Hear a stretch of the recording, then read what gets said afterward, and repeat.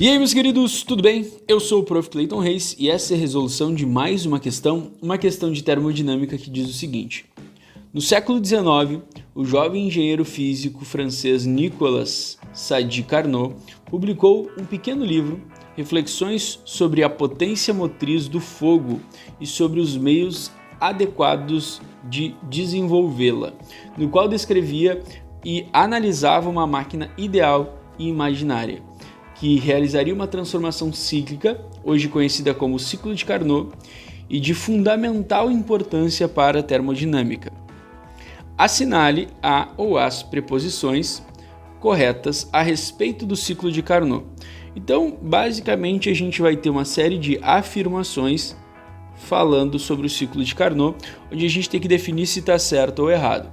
Esse é aquele tipo de questão onde, no final, nós temos que fazer uma soma das respostas corretas e indicar na folha de resposta essa soma. Então, vamos lá. A primeira afirmação, ela diz o seguinte: uma máquina térmica operando segundo o ciclo de Carnot entre uma fonte quente e uma fonte fria apresenta um rendimento igual a 100%, isto é, todo o calor a ela fornecido é transformado em trabalho.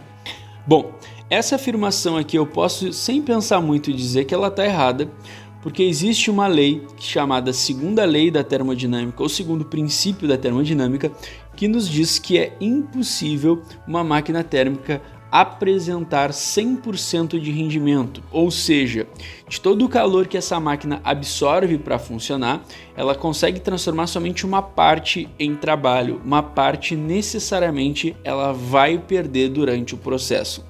O que o ciclo de Carnot fala, na verdade, é sobre o rendimento máximo que uma máquina pode operar dentro do que as leis físicas permitem.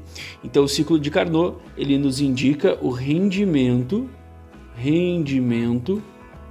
máximo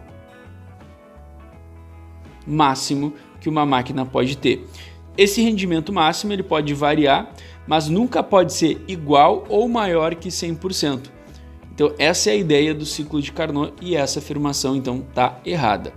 Afirmação 2 então diz o seguinte: nenhuma máquina térmica que opere entre duas determinadas fontes, as temperaturas T1 e T2, pode ter maior rendimento do que uma máquina de Carnot operando entre estas mesmas fontes. Bom, essa afirmação aqui então ela está correta, justamente pelo que eu acabei de comentar, né? O que eu acabei de falar ali na outra afirmação. O que eu falei? Que o ciclo de Carnot ele me indica o maior rendimento possível dentro das leis físicas para uma determinada máquina. E nenhuma máquina consegue então ter um rendimento maior, já que o Carnot ele é a nossa referência de rendimento máximo. E para calcular o rendimento de Carnot, a gente utiliza a seguinte equação, né? O rendimento de Carnot é igual a 1 menos a temperatura da fonte fria dividido pela temperatura da fonte quente, que é o que ele chama ali de T1 e T2.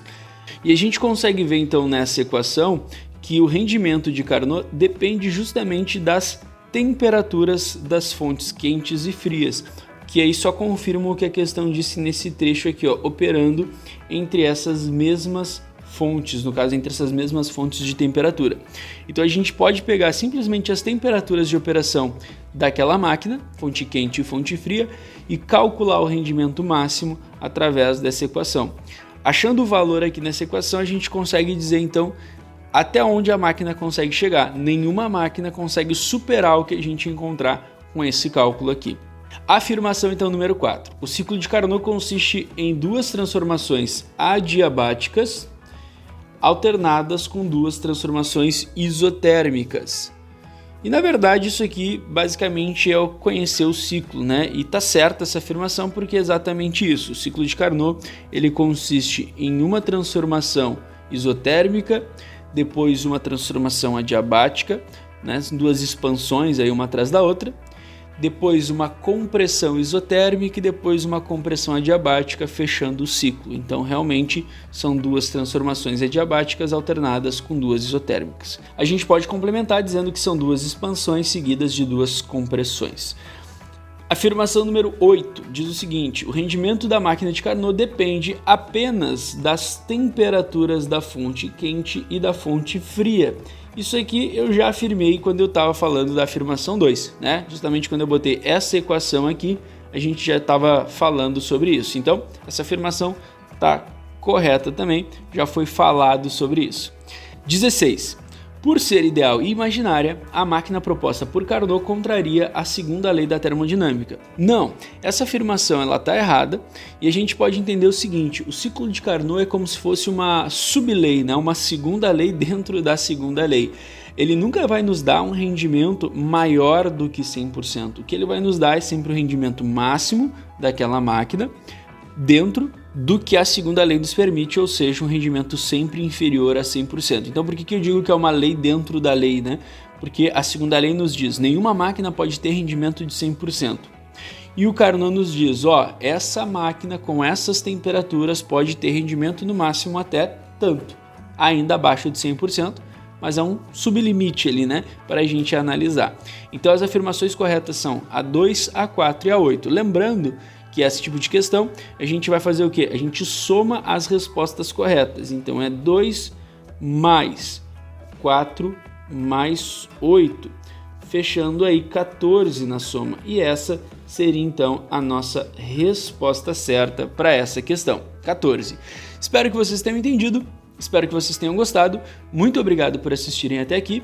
Fiquem ligados aí nas próximas resoluções. E era isso, bons estudos para vocês e tchau, tchau!